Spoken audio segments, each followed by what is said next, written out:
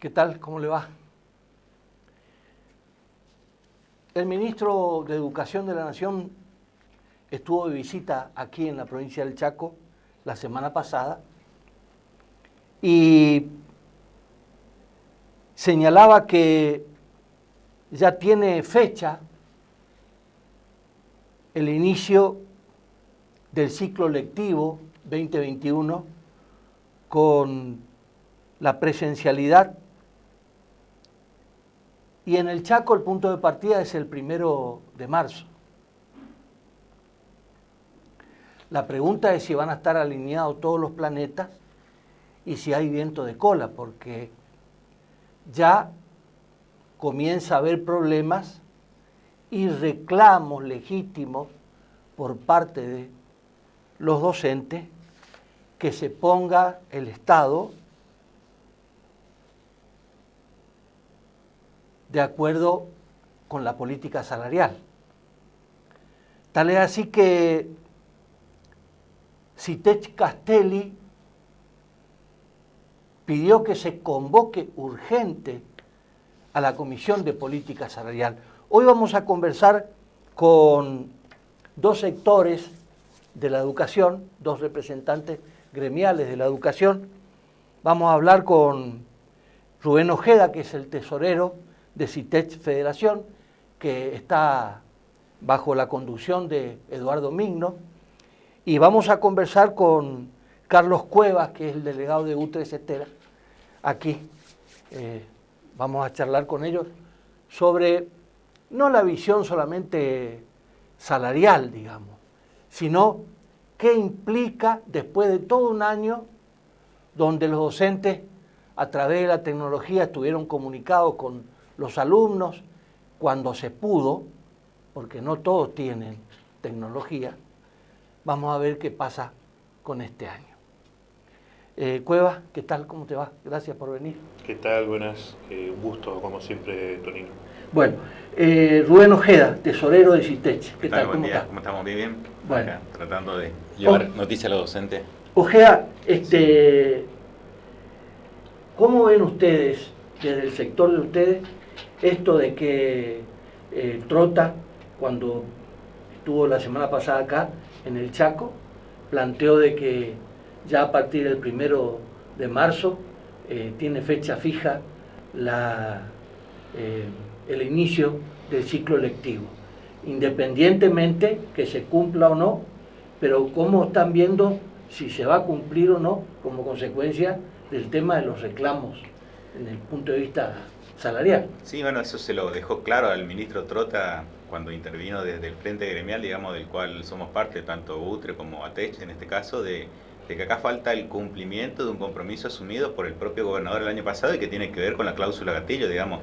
Recordemos que existe una inflación no inferior al 36% en el 2020 y hemos recibido únicamente un 7,8%, entonces hay una diferencia con la cual ya venimos de hace tiempo atrás y del año pasado pidiendo audiencia al gobernador, poder sentarnos a hablar y ver de qué manera solucionar esto. ¿Cuál sería la diferencia que habría que pagar? Estamos más o menos arriba del 20 y largo por ciento, digamos, que nos estarían debiendo de los últimos 3 trimestres, digamos. ¿Qué pues significa se ha pagado 20 y largo, digamos? Y un 27%. No es lo mismo 21 que 29. Un 27% más o menos 27%. Con la deuda que corresponde a cada mes que se debió pagar, digamos. O sea, acordémonos que el segundo trimestre se debía pagar en el mes de junio. Por lo tanto, nos debería el trimestre más la deuda ocasionada por todo el tiempo impago, digamos, claro. Y consecuentemente los trimestres subsiguientes. Por eso habíamos pedido con anticipación para no llegar a esta altura, como estamos llegando ya al 20 y pico de enero y no llegar al inicio de clase y entrar en conflicto. Entonces, hemos pedido consecuentemente distintas reuniones con el propio gobernador para encontrar un punto de salida, porque debemos recordar que la cláusula gatillo permitió que en el 2020 se inicien las clases después de mucho tiempo en forma normal. O sea, fue una conquista histórica del sector docente que le permitió no recuperar el salario, porque no se recupera, pero sí no perder contra la inflación, o sea, que deje de ensagrar su bolsillo. Y bueno, 2020 lamentablemente la pandemia también tuvo su pata en esta situación, pero digamos la inflación no se dio ante la pandemia y los bolsillos del docente lo ha sentido y enormemente, digamos, y ya en lo que va de este mes, digamos, ya la inflación está golpeando duramente, por lo tanto, no sabemos cuál va a ser la proyección en el presente año, por lo tanto, nuevamente reiteramos que si el gobernador no se sienta a dialogar con todos los gremios y a encontrar un punto de acuerdo para que la clase inicie normalmente, y va a estar complicado, digamos. Carlos, ¿por qué el gobernador se tiene que sentar si para eso tiene los ministros? Hasta acá yo no es que no entienda directamente, y no es que no sea legítimo el reclamo de todos los sectores. Yo me quiero sentar con el gobernador. ¿Pero para qué están los ministros, los secretarios? Esto como paréntesis, digamos. Que la ministra, es ministra, ¿no? Sí, ministra. La ministra no funciona, ¿o cómo es la historia? Mirá, nosotros en el 2019, cuando el gobernador era candidato, pidió reunirse con el Frente Gremial. Nosotros veníamos de una lucha muy larga con el gobernador anterior y bueno, conseguimos lo que era la cláusula gatillo que recién explicaba acá el compañero Rubén. El gobernador se reunió con nosotros, hablamos de la cláusula gatillo, él insistió de iniciar las clases con normalidad, el 2020 como una muestra. Nosotros dimos la cara ante los docentes, porque dimos la cara para iniciar las clases normalmente, sin aumento en el bolsillo cuando iniciamos las clases. El compromiso fue la palabra y fue lo escrito, pero nosotros dimos la cara hacia los docentes. En esa palabra estaba el gobernador, por eso es que insistimos con el gobernador. En esa palabra estaba el gobernador de un lado y del otro lado el Frente Gremial, que somos los tres sindicatos que componemos el Frente Gremial. En esa palabra nosotros nos comprometimos a empezar las clases con la revisión trimestral, como decía la cláusula, de los índices de inflación para no ir perdiendo salario, como decía recién. Lo que pasa es que no se cumplió y hoy no tenemos margen para dar la cara otra vez, no tenemos margen. El 2020 nosotros empezamos las clases, como decía recién, como hace años nos empezaban las clases, y vuelvo a reiterar, sin aumento, solamente el compromiso de la cláusula gatillo. Nosotros dimos la palabra, dimos la cara ante nuestro docente y nos comprometimos a que empezábamos las clases. Después sucedió lo de la pandemia, complicó, porque después teníamos reuniones para ver el aumento del salario del año 2020. Bueno, entendimos que esto de la pandemia, por lo menos no perder lo que teníamos. Entonces pedimos urgente el pago de la cláusula gatillo. Lo que tenía que pagarnos en abril, cobramos con el mes de septiembre recién.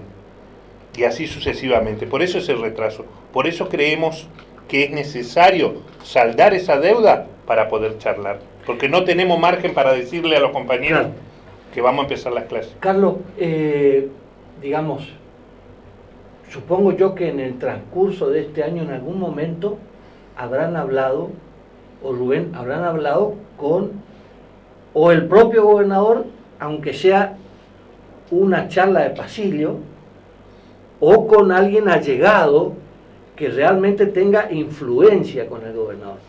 Hablaron y le dijeron, mirá que no vamos a empezar las clases si no nos pagan, Sí, nosotros hablamos, bueno, tuvimos algunas mesas técnicas donde participó la ministra, la mesa técnica vía virtual, vía remota, y se planteó el tema. Si no se salda la deuda, si no se paga, nosotros hicimos un paro virtual, una desconexión total, primero porque los compañeros también no podían acceder a nuevos dispositivos, se tuvieron que incorporar tecnología, gasto nuevo, gasto fijo que no fue cubierto porque tuvimos que hacernos cargo de la educación pública con nuestro bolsillo en este contexto de pandemia. Entonces nosotros planteábamos esto tanto extraoficialmente al gobernador, porque tuvimos algunas charlas por teléfono donde planteamos el tema de que es necesario saldar la deuda y empezar a buscar una solución, porque nosotros queremos empezar las clases, los compañeros y las compañeras en las escuelas quieren ir a las escuelas a dar clases, pero tiene que haber una garantía también de salubridad y de todos los dispositivos que tiene que ver con la protección de la salud, tanto del alumno como los docentes, poniendo que los docentes seamos vacunados, como es un compromiso del presidente, pero también vamos a tener los pibes y las pibas que van a ir sin vacuna. Y eso van a ser el gran agente de transmisión por ahí en las casas de las familias de nuestros estudiantes. Entonces, nosotros queremos tener la garantía de sanidad en las escuelas. Las escuelas no tienen que ser un peligro, la escuela tiene que ser un lugar seguro, porque nosotros podemos tener la vacuna, pero los pibes no. Y esa es nuestra preocupación. Y es más fácil, y no estamos preparados para dar clase en el aula que en forma virtual. Está terminando enero, queda febrero. ¿Ustedes consideran que febrero puede ser un mes que se puede solucionar el tema? ¿Y cuál sería la solución concreta? ¿Cuál sería la solución? A ver, nosotros, como te repetía anteriormente, habíamos pedido audiencia ya desde el año pasado, noviembre, digamos, estamos a esta altura y creemos que el primer paso va a ser sentarnos a hablar con los números a la mesa, digamos, por lo menos que se cumpla con la cláusula gatillo y después empezar a hablar, digamos, de lo que va a ser la recomposición 2021, digamos, ese va a ser el primer gran paso. Con respecto a la presidencialidad que vos hablabas hoy el ministro Trota, digamos, si bien queda lindo, digamos, la elocuencia y en las expresiones de deseo, nosotros le invitaríamos al ministro Trota a recorrer la escuela, digamos, y que nos diga si están en condiciones o no, digamos. Sabemos que la mayor parte de la escuela del Chaco no se ha hecho una sola inversión el año pasado, no tienen agua, no tienen baño, entonces, al no tener las condiciones mínimas de higiene, que es tener agua por lo menos para los chicos que se puedan lavar las manos, creemos que esto va a ser una utopía y una expresión de deseo que va a durar no más de 2 semanas, digamos, para que exista un rebrote y que sea un vos peligro. sabés, Rubén, que lo que vos estás diciendo, a mí, yo me quiero agarrar la cabeza, Sí. porque, a ver, vino incluso el ministro nuevo, que se lo está dejando, el ministro se unificó Economía y Infraestructura en un solo ministerio. Yo supongo que para ahorrar plata, y el ministro nuevo dice que es el segundo Mandrake. Bueno, esperemos que sea así, hay que darle tiempo para que se ubique. Ahora, digamos, ¿qué grado de importancia o de jerarquía le dan ustedes para que tenga influencia? Porque acá, vamos a ser concretos, el que tiene la llave es el gobernador. Correcto. El único. Entonces, ahora vino un ministro nuevo que es el que supuestamente tiene la lapicera. Pero el ministro nuevo va a tener la lapicera si tiene tinta. El que le tiene que dar la tinta es el gobernador. Bueno, tiene influencia como para decirle, mirá, Coqui, aquí hay que, este es un compromiso que hiciste vos, hay que pagarlo, cerrar los ojos y se terminó el partido. Ese sería el primer gran paso que nosotros estamos esperando que brinde el gobierno, digamos, para poder nosotros llevar a las bases, porque, a ver, se cree que el gremio es una persona sentada en un escritorio, digamos, el gremio la compone y la define en una asamblea y en un congreso, como en nuestro caso, digamos, la oferta que pueda realizar o no el gobierno, digamos, pues se tiene esa idea de que el gremialista no quiere aceptar o el gremialista está contra el gobierno, cuando en realidad nosotros respondemos y respetamos lo que dicen nuestras bases, digamos, que la componen todos los que son afiliados a nuestros gremios, digamos, y en conjunto con el Frente Gremial, digamos, que se analizan las propuestas y se lleva. El tema es que hoy no tenemos propuestas que analizar porque no la existen. Entonces, en estas circunstancias donde no está el pago de la cláusula gatillo, no está en la escuela en condiciones para que los chicos den clase, digamos, en este contexto de pandemia, porque recordemos que la escuela... Esto que está diciendo vos se puede certificar, digamos. Sí, es fácil recorrer la escuela. A lo mejor pasar por el frente del Colegio Nacional y los yuyos son así, de alto. Sí, por eso Yo no sé si hay adentro, si están, en qué condiciones están, y ya estamos terminando enero, digamos. Pero es sencillo, un año usted no usa su casa. Un año no usa la casa. Claro, hay que mantenerla. ¿Qué pasa con el agua, con los tanques de agua? Claro. Hay que cambiar todo ese agua, sí, limpiar lógico. los tanques. Claro. Y en algunos casos los tanques no tienen tapa. O sea, eso es lo primero, lo necesario, que es la vida, el agua. Y bueno, todo eso nosotros tenemos que ver qué plan de infraestructura tiene, más allá de que el ministro de Educación de la Nación habló de sumas importantes. ¿Será que el Capitanía es muy infraestructura? generoso y no quiso decir, bueno, fallaron los ministros de Economía y de Infraestructura y voy a poner a alguien? No sé, digo, yo qué sé.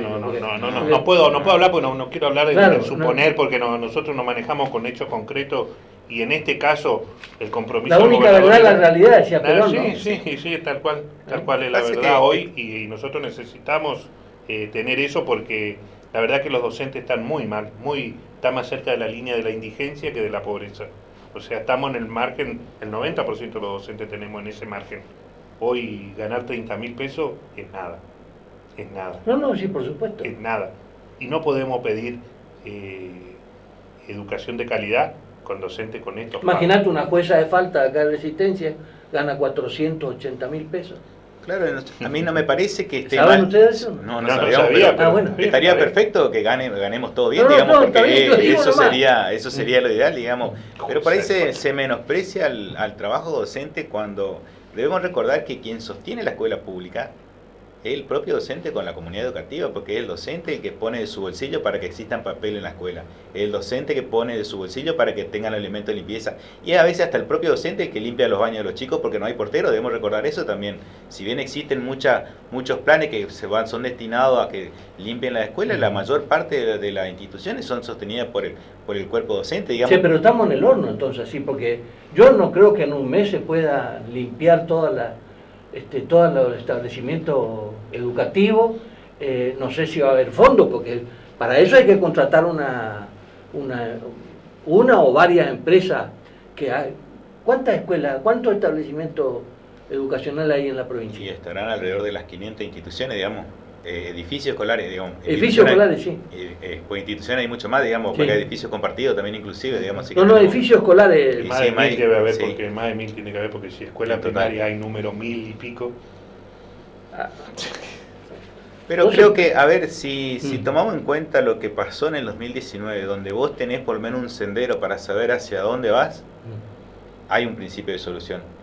Ahora, cuando no tenés guía ni tenés norte para ver hacia dónde te dirigís, en este caso el norte te lo tiene que dar el gobierno, y va a ser difícil empezar a caminar, digamos, y estamos estancados en un lugar que ya sabemos cuál es la historia, nos va a llevar al conflicto nuevamente en este 2021, cuando lo único que pedimos en este caso es que se cumpla con el compromiso asumido, digamos. Lo ha dicho en su campaña Coqui muchas veces, digamos, que él se comprometía a algo y lo cumplía. Bueno, en él este destinó caso para el presupuesto 2021 53% para salud, educación y desarrollo social. Y de eso es histórico. De eso fuimos hablando también cuando él firmó el compromiso, digamos, del 33% que es destinado del artículo 83, digamos, para lo que es educación, digamos. Pedimos también, o sea, una cosa es que lo digan, otra cosa es poder ver esos números hacia dónde van, porque a veces los recursos están, ahora lo que no sabemos a veces es para dónde van dirigidos, digamos, porque más allá de la pandemia y que todo, que tuvo que destinarse a otro fondo, todo, pero también hubo fondos nacionales exclusivos para eso. Fondo extra, digamos. Fondo extra. No tiene nada que ver con la coparticipación y toda la historia esa, digamos. Pero como en una provincia pobre también se saca de un lado para poner otro lado, eso pasa en cualquier hogar. Donde vos tenés una deuda, tenés que pagar esa deuda, pero hay otra deuda que no pagás. Entonces, cuando no te alcanza... ¿Y ustedes qué piensan de la ministra? ¿Cómo era que se llamaba? Daniela Torrentes.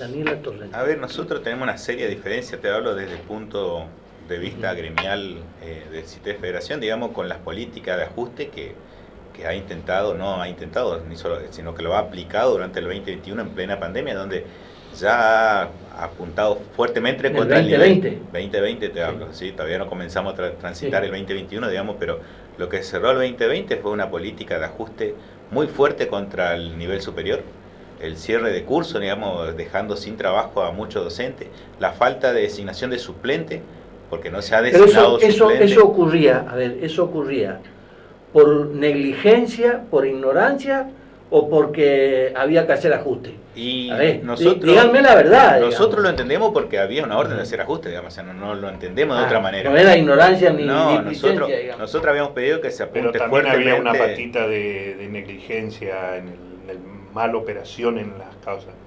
Fueron incompetentes en muchas cosas, porque había cosas sencillas que no implicaban gasto, pero sí hacía el malestar docente. Sí hacía la designación de un suplente, la designación de compañeros que dejaron y se hacían cargo de 2, 3 grados porque no tenía el suplente la maestra, recargaban lo que era la atención porque todo era virtual, pareciera que fuese fácil, no era fácil, todo lo contrario, porque tenía las 24 horas del día la atención de los teléfonos, Claro. y eso no es un trabajo virtual, eso es una explotación. Todo esto, de alguna manera, el ministerio, como decía, se lavaba las manos. Se lavaba las manos en eso, en la designación, en la inscripción, que nosotros anualmente los docentes se inscriben todos los años, porque van cargando cursos, van cargando nueva especialización, hay nuevos docentes que se reciben y se tienen que incorporar al listado para poder entrar a trabajar. No pudieron hacerlo en tiempo, no lo pudieron hacer, miles de fallas tuvieron, y eso no implica gasto, eso es el ámbito normal. O si se escondían detrás de la pandemia, digamos. Puede ser también eso, no tuvieron presencia, aprovecharon también que nosotros siempre mantuvimos la idea de quedarte en casa, como decía el refrán, y de cuidarnos, y para cuidar al otro, eso mantuvimos como planteaban, más allá que por ahí Federación hicieron caravana, pero no es lo mismo movilizarse en forma personal. Y yo creo que este año los docentes ya no importa, están muy mal, están endeudados, y este año si hay que salir a la calle vamos a salir con barbijo, con lo que sea, sin vacuna o con vacuna. Yo creo que este año Ya que la calle va a ser salieron los presente. docentes a la calle, Y yo sí, tengo 51 años de periodismo y conozco cuando salieron los docentes a la calle. Hicieron tronar el escarmiento. Y casi bajaron gobernadores. Entonces, de alguna manera, ¿cómo estamos? ¿Cuál es la situación en este momento? La situación para nosotros... ¿Cuál es la operación de ustedes, digamos? Sí, un minuto a cada uno. Hasta tanto el gobernador, pues le vamos a hacer en primera persona, si el propio gobernador no se compromete y no hace un llamado en forma urgente, porque tendría que ser para ayer la convocatoria, pero si no lo hace en forma urgente, lo que se vislumbra es un conflicto nuevamente en no inicio de clase, porque creo que sin oferta es difícil decirle o convencer a un docente, mirá, vamos a volver con la promesa de que en algún momento nos van a pagar, porque ya tenemos la experiencia de que lo que prometió no se cumplió. Entonces, en estas condiciones creo que se vislumbra un conflicto, y ojalá que no, ojalá que me equivoque, digamos, y que el gobernador convoque y encontremos un punto de solución y comenzar normalmente las clases. Carlos. Nosotros creemos que, como decía él, tiene que llamar lo más urgente posible y empezar a conversar. Los docentes tienen que tener un horizonte para decir, bueno, se empieza a solucionar. Hasta ahora los docentes están muy preocupados, lo plantean por redes sociales, nos plantean a nosotros, y bueno, si no pasa nada y vamos a tener que salir. Pero creemos que el gobernador tiene que tener la muñeca política para llamar y tratar de solucionar. Nadie quiere hacer conflicto, ni los docentes, ni nosotros, ni creo que al gobernador le guste el conflicto. Gracias por venir. La verdad que es preocupante la situación, porque yo no tengo ninguna duda, como dice Carlos Cueva, no tengo ninguna duda que a Capitanich le sobra cintura política para resolver este tema. De que está la pandemia y que, ojo, cuando se relajó en el verano allá en Europa, ahora están sufriendo la consecuencia. Ojalá que esto no ocurra para el invierno.